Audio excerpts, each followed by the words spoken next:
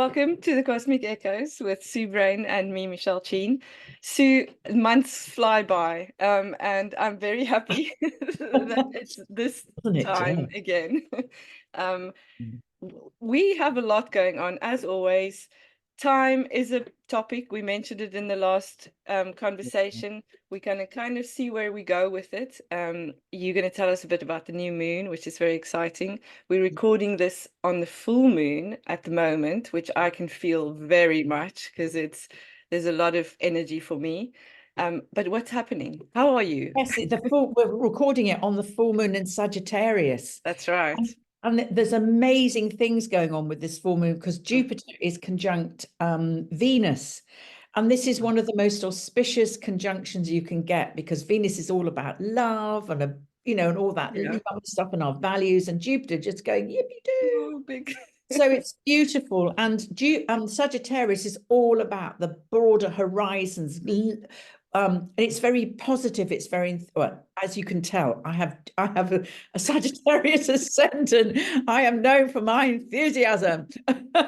So it's about knowledge. It's about learning, and sort of assimilating that learning and giving it back into the world. So it's very exciting. Lovely, beautiful, beautiful Sagittarius full moon today as we're recording. That's it. And then by the time we're going live, we're just about heading for the new moon. Oh my gosh, we certainly yes. So the new moon is in Gemini, which is on the 6th of June. And there is this beautiful line up of 5 planets. And the other very exciting thing is that Jupiter's gone into, by the time people are watching this, Jupiter's gone into Gemini. This is a massive shift now of expanding our understanding of communication and all things Gemini, which I'll come back to in a minute. But it's lining up with Mercury, which is the ruler of Gemini, very strong Mercury. It's lining up with the sun, the moon, and Venus. So this is a really intense new moon to set any intention that you have all around how you want to communicate, what you want to do, any kind of ideas. That it's great for writing, for speaking, for setting up social media, for getting those clicks, or maybe going, do you know what? I want to go and learn something new. I want to communicate in a different way. It's a really intense time. Gemini's an interesting vibe because it's so curious. It just wants to know. So it's dashing around all over the place. It's gathering information. That's what Gemini does. It loves to gather information. Now, that's great. So there can be a lot of tittle-tattle, chatty, but also can fall into the gossip. Oh, okay. Oh, interesting. Yes, can do. There's 2 parts of Gemini. There's they're twins. So there's a light twin, dark twin. So just be really careful that you don't get sucked into the darker side, which is the kind of the gossipy, not nice stuff going on, or maybe talking behind somebody's back or something like that. Just really focus in the lovely aspect of Gemini is learning, gathering information, and being actually the life and soul of the party. Which the sun is also in Gemini. So sun and moon in Gemini. Everything's in Gemini. Okay. And Venus.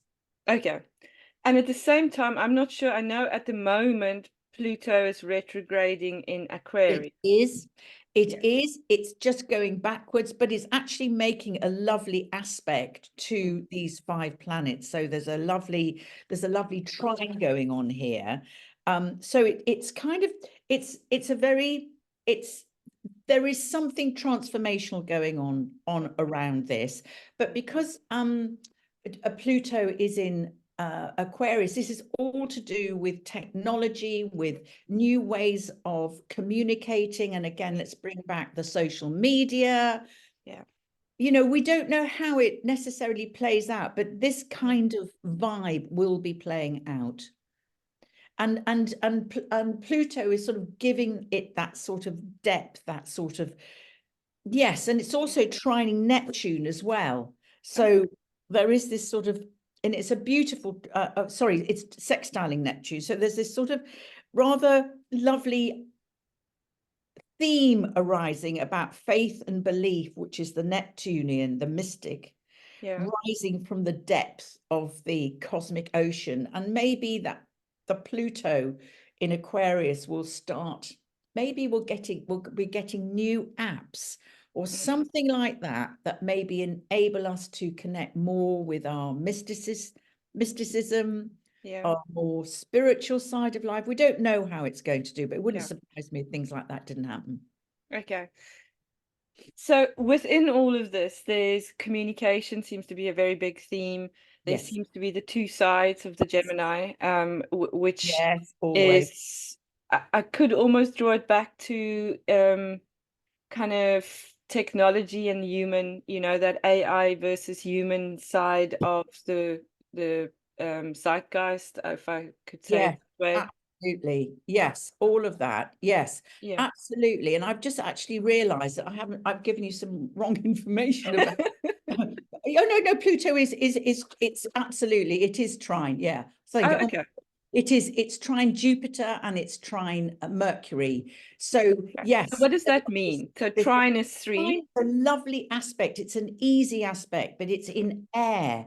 And air is all about communication, all about sort of transforming the way we communicate. But as I said before, just be careful, you know, the twinny thing, just be careful not to get caught up in gossip or other people's stuff, saying things or angry words or anything like that. Yeah. So it's also being aware of what is going on.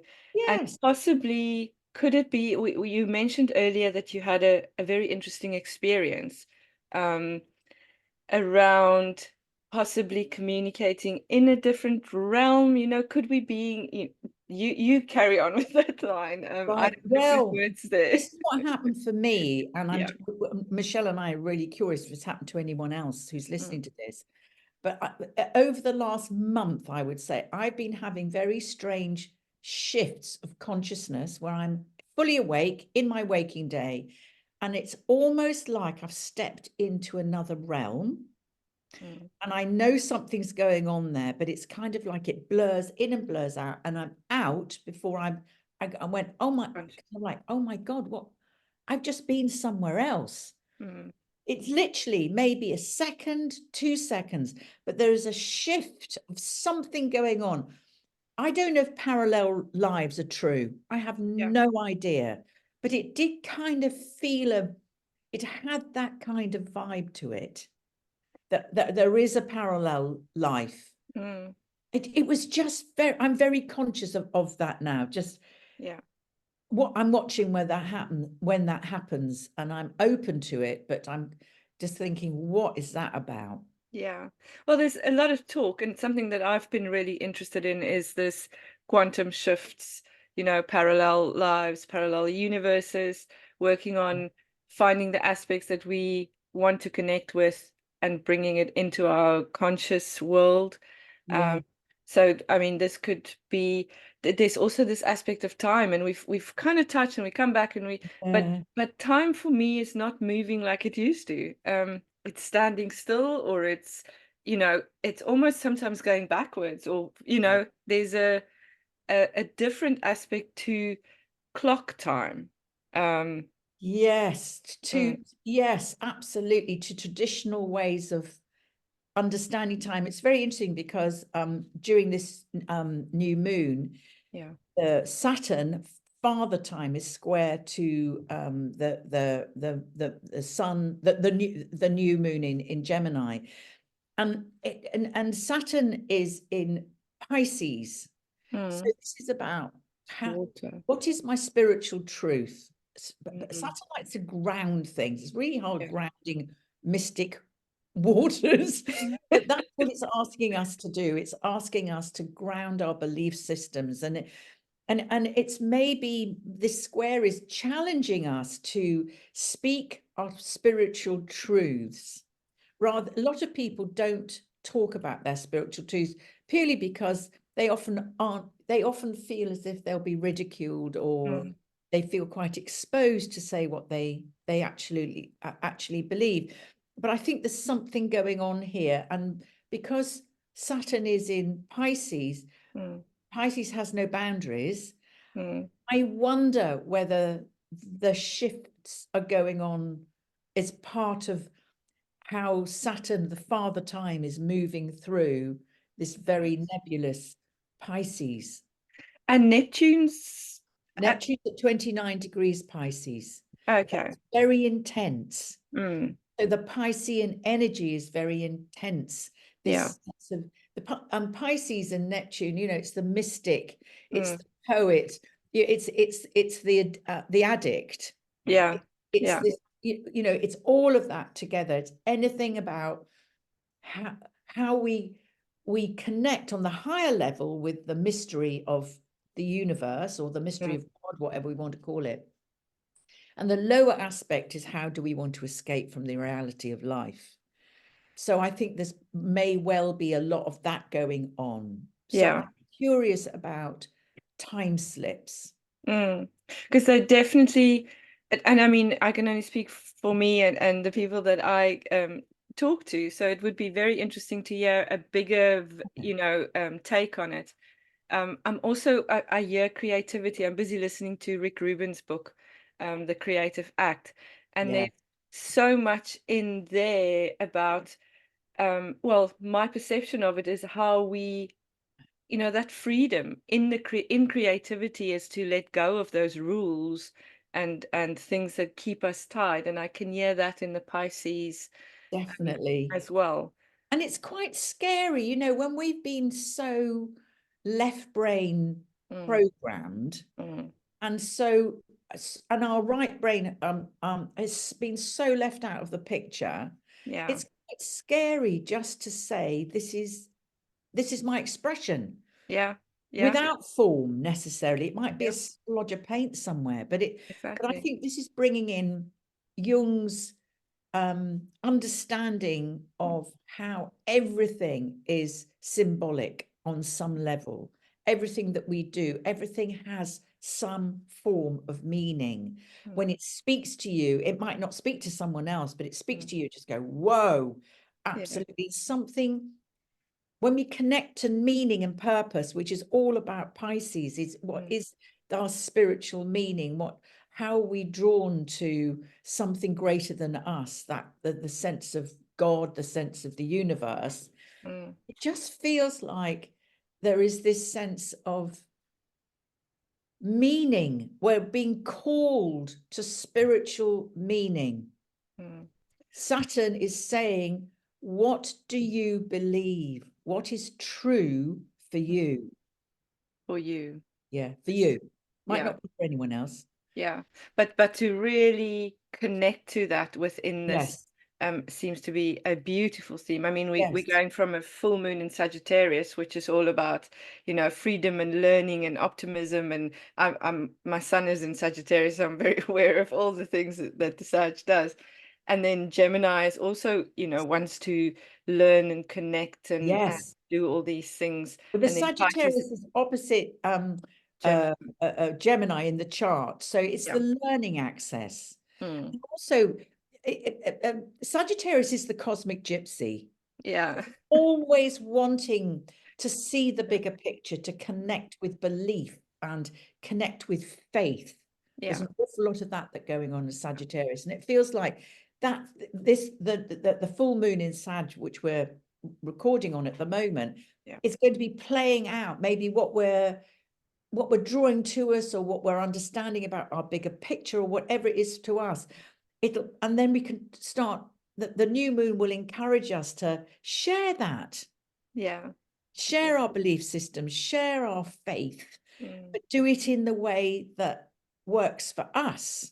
I mean, there is no question that traditional religious conditioning is absolutely breaking down, and group belief is it's just fading away. Yeah. You know, and With a fight, I mean, there's a yes, fight coming from that side, but yes, the collective unconscious, the collective conscious yes, is definitely making a choice to look at the bigger picture. Um, absolutely. and Yeah, I've been having interesting conversations with people that are looking at all of these and taking all of these religious kind of things and expressing certain aspects from there as a whole for them. So it becomes very absolutely. individual, which is beautiful. I think the other thing that's very exciting, all the planets at the moment are direct, apart from Pluto, who's going back into Capricorn to finish something off. We Ah, don't know how that's going to work out, but I think he's going back in around about November and then comes back direct again into Sagittarius for the final time. And then he's going to be knocking about in Aquarius for the Aquarius. next 20 years. Yeah. So there is something that isn't finished off yet. There's something that isn't quite complete, but there is this Mhm. sense with all the planets going direct at the moment, this speeding up. Yeah. Gemini speedy. Yeah. It is so speedy. It just wants to be out there doing, meeting people, chatting to people, sending messages, doing Zoom, whatever it is, writing, speaking out in public, saying what you want to say. Mm. Yeah, but it's about, I think also for me, with Saturn square all of this, it's about taking responsibility. It's taking responsibility for your self-esteem. It's taking responsibility for how you self-express. And also, because Saturn's also square Venus, Yeah. it's also is this taking responsibility for confrontation, about not feeding confrontation, but it's about really taking a step back and saying, how can I address challenging issues with love? That's Mm. Venus. Ah, yeah. Yeah, and also Sagittarius, Saturn is about authority. That's another theme around uh, uh, Saturn. Yeah. So looking at how we address our issues around authority, not fighting it, Mm. seeing how we can find compromise. Ooh, interesting. So Yeah. this is systems, it's that Capricornian patriarch. Yeah. So how are we going to, we're getting ready perhaps for when Pluto is going back into Capricorn Yes, to be absolutely. able to, you know, um, move through that time, which I think is from September to November. Yeah, and then it goes back in. And then Yeah, it goes back into yeah. Aquarius. I, Yeah. I think what we're learning, that anger does not work, Yeah. rage doesn't work, Mm. unprocessed trauma doesn't work. Mm. It Yeah. just creates more of the same. And I Yeah. feel like this new moon can give us this opportunity just to speak differently, to take responsibility for how we consciously address somebody else. What Mm. are the words that we use? How do we use them? What's the tone that we're using them in? Yeah. And I think when we address that, other things it just makes us more conscious about our impact Mm. on how we are, how we behave, how we speak, how we address the world. And perhaps how we see each other instead of seeing each other from, as we are, seeing each other as they are. Yes, Yeah, which is yes, something that's been amiss, I think, for a while.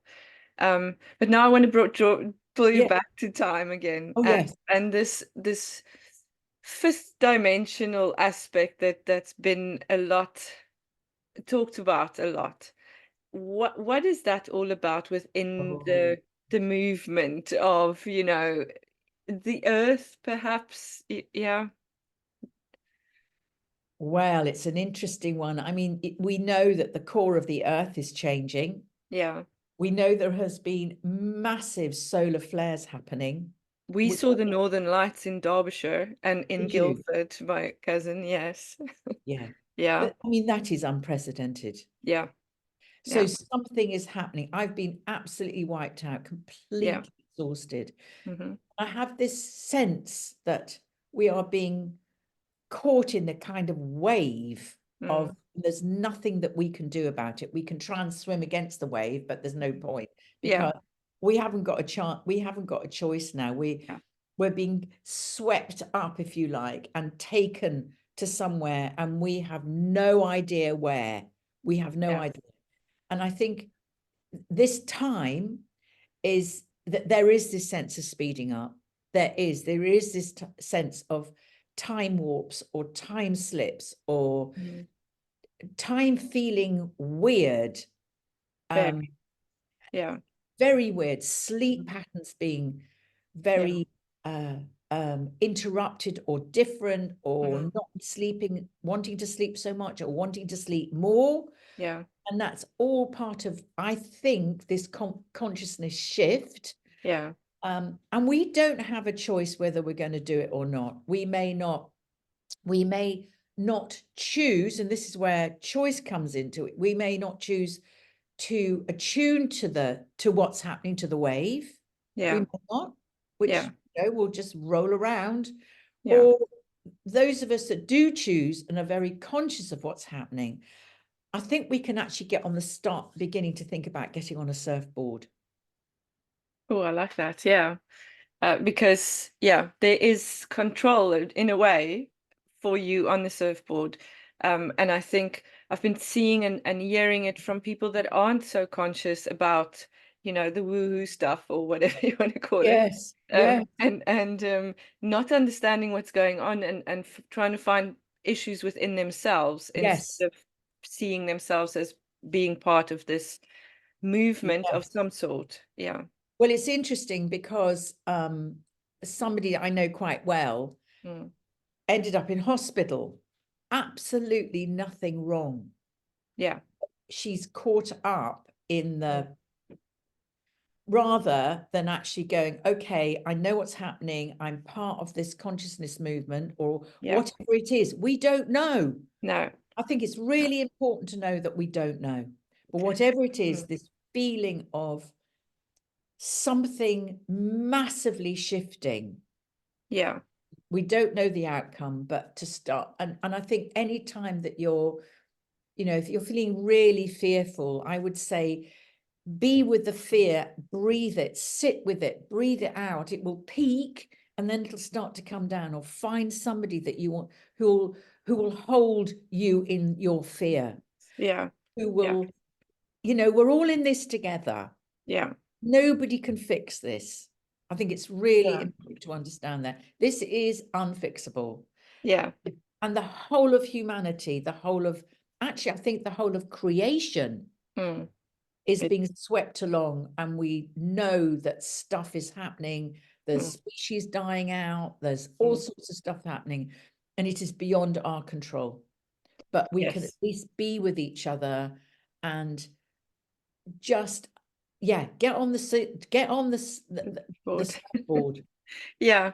And perhaps to through the awareness of the collective, of everybody being a part of this, it kind of lifts that fear a bit and helps us ground, not just with each other but also with nature, kind of finding ourselves on this planet, because we chose this time, I think, my opinion, but I think we chose this time to be here and to be part of this. I think the other thing is that we've all been waiting for it, consciously or unconsciously. I remember, God, it must have been, starting to get ready for this 40 years ago, knowing something was on its way, having spiritual teachers around me saying this time is coming, and having this kind of this call. And I remember, Encounters of the Third Kind coming out. And being, wanting to build, the mountain in his, he starts building this mountain in his, and everybody's going, you're mad. And it's that kind of vibe. It's like, I know something's coming. And I had an incredibly strong call about 10 years ago. I remember standing in my kitchen. I was living a very different life then.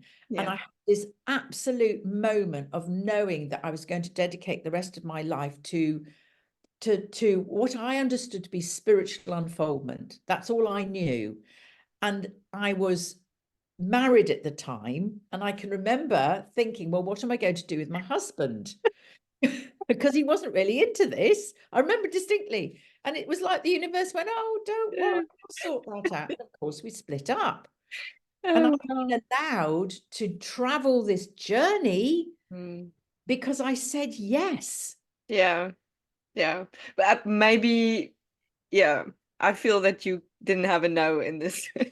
No, No option. yes. There was only a yes. Yeah, it was Um, only a yeah, yes. Yeah. And yeah. I think there's been a lot of us, especially my age group. I'm a baby boomer, Yeah. especially the women in the baby boomer generation who have really answered the call. Yeah. I mean, there is just something very interesting. I was actually reading or listening or watching something the other day. Oh, it's a reincarnation group that I'm interested just to learn in.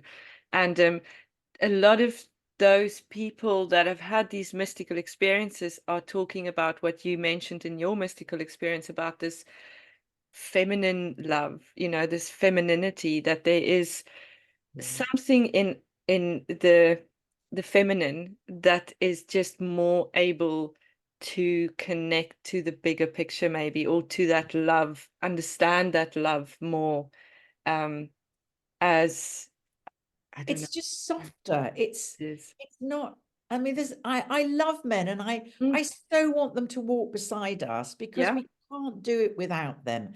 I had the most extraordinary experience once where I was shown the light. Yeah. The light explained to me that it incarnates or manifests on earth through the male and female principle. Yeah. That's how that's because the physical world is all about physical creation, Yeah. and the male principle and the female principle come together to create creation. And it Oh, was definitely. Yeah. yeah, and it was such a profound understanding. But we need the guys showing up. Oh, yes, yes. It's the Definitely. two sides. It's the balance. Yes. Jung talks about the animus and the anima, and Yeah. in the male is the female, and in the female is the male, and there Yeah. is no separation of that for us to be balanced and to move forward. For me, I think what I mean is that the feminine is got this ability to connect to that I don't know the divine, while Yeah. the male energy is more of a grounding, protective kind of Yes. into the earth almost. Um, Yes. so that balance, we can't live without it, and we can learn with each other through that. Yeah, Well, traditionally, the men protected the women. yeah, Traditionally, they just did that. yeah, And I think and also I was listening to a wonderful Native American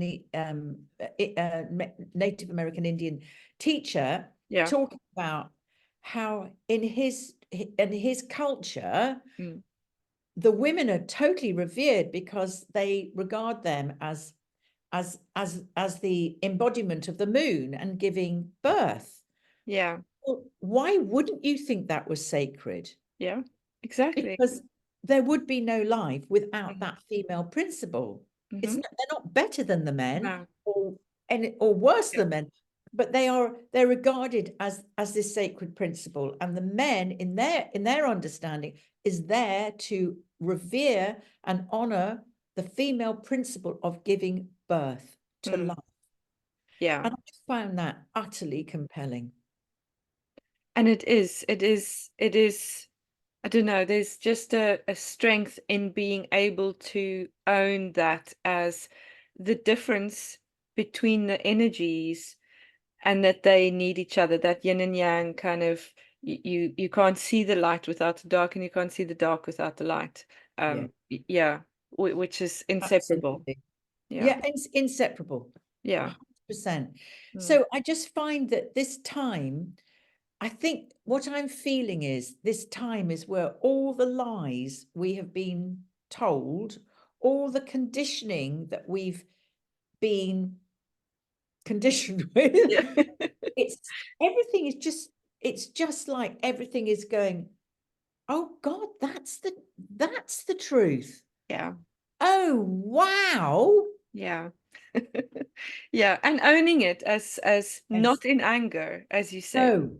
to just go, okay, I can see it, and it gives us a freedom, a way of Yes. choosing how we want to engage with it. Do you know, I feel like the patriarchal time Mm. is utterly necessary for us to break through it. Yeah.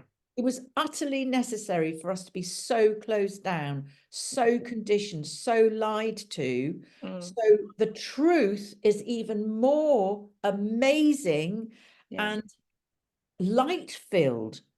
Yeah.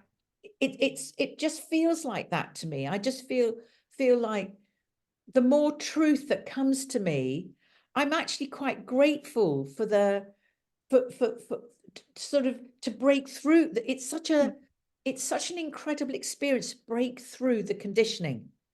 I love that because I used to be so angry, like, how dare they? Why would they lie to us like that? But Yeah, you're right, it's like coming out of the dark, the light is so much absolutely. more precious, or so I Yeah. agree. It is part of the lesson, the Earth School kind of mission was we need to respect and revere those those times and situations as a Yes. part of the process, because it's all about the process, it's not about the outcome. Absolutely. And it's beautifully synchronistic Yeah. that we're approaching the end of the Kali Yuga, Yeah. you know, this Yeah. enormous 12,000 year cycle. Mm. There is going to be a new cycle that starts because there's always endings and beginnings. We Yeah. don't, Kali Yuga is, the Kali is the god of destruction Yeah. according to the Hindu traditions, but we need that destruction to actually death needs to happen for us to To become live. into this sense of rebirth. Yeah. Death is never an ending, it's the start of the beginning of something else. And with Pluto coming in so strongly into Aquarius, which is the new way of thinking, Mm. it's death and absolute transformation into rebirth. In You air, like open. Yeah. and it may be that humanity goes out with the old. We don't know. We Yeah. don't know. We have no idea. All I know is, and I'm absolutely convinced of this planet, the higher context of this planet is it is where life is experienced in all its form. We happen to be one aspect of life. Mm. But you know what? Ants are life, Yeah, exactly. rocks are life, Yeah. trees are life, Yeah. all experiencing the cat experiencing creation. And I Hmm. think if we let go the fact that we are the holders of life, we're not. No. Creation is. Yeah. And then we can come back to that fourth leg that you were also talking about last Yes, time, which yes, is that spiritual element. So, yes. if we can, whether it's what you said it so beautifully, the dog with purple spots, it could be that. But to have that sense of connection to something bigger means that we're not stuck to a physical form necessarily, although we can experience it through this one in this Yes. moment. Yeah. I think if we go to understanding or put on our surfboard, I am part of creation, it enables us to let go that we are the only important thing in creation. Exactly. And I think that's a perfect place to end this beautiful conversation. We're going to hop on our surfboards. We I are. really like that. I've always wanted to learn to surf, so I think I'm going into the deep end, yeah. Thank you so much, Sue. Oh, it's a pleasure. We'll see you next month.